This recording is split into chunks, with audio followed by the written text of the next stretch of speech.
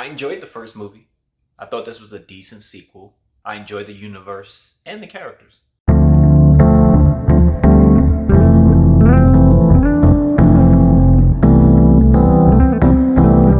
Hello, welcome to Just My Thoughts. I'm your host, Khaleel Ward. On this episode, I'll be talking about Code 8 Part 2.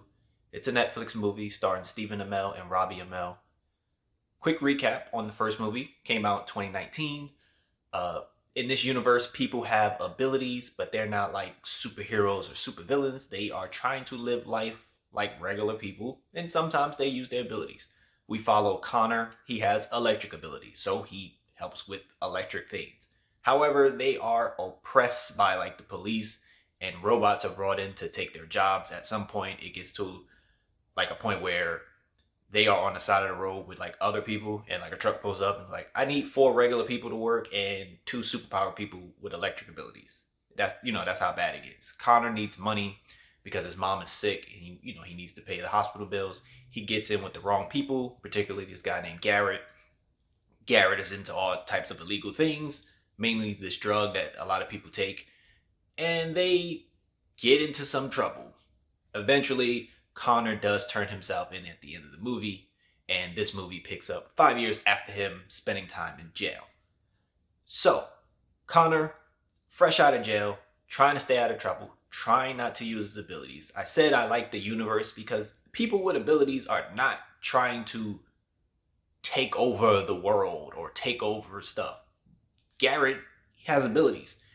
He's just trying to push drugs along with some other people who have abilities. They're not out there trying to hurt people with their abilities. They are selling drugs, but they're not trying to like rob a bank or something like that. So the universe is cool. A lot of police have upgraded with these different robots to adapt to people with abilities in case, things do go wrong. So this guy is running drugs for Garrett. He needs money for his sister's school. He's trying to, keep her out of trouble. He does have abilities. The sister does have abilities. And Garrett is like, nah, you good being a runner, doing what you're doing. And the guy can't take no for an answer. So he eventually steals something he's not supposed to steal.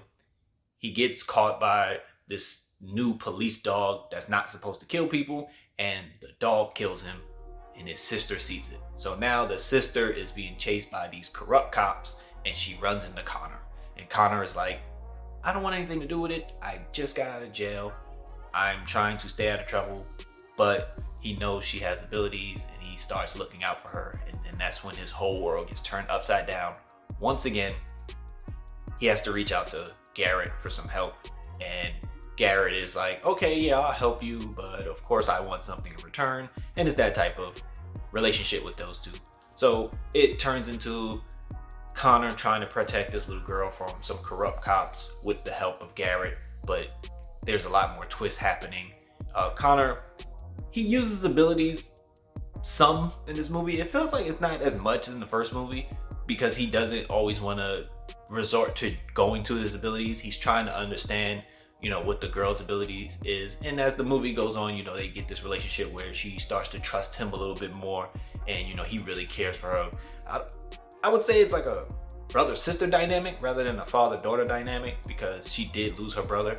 So he's just like stepping in to, help her out. But, they go on the run because of different things that the cops are doing to try to, squeeze them out. But it's enjoyable. It's cool. You see different abilities being used.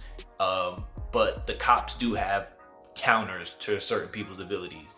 At some point, everybody did get to get let loose with their abilities. And that was cool to see. But Code 8 Part 2, it's a cool sequel. If you're looking for something chill to watch on Netflix, check out both movies. They're not too long. This one is probably like an hour and 40 minutes, so it breezes through. But those are just my thoughts on Code 8 Part 2. If you've seen the movie, let me know what you thought about it. Thank you for watching. Thank you for listening.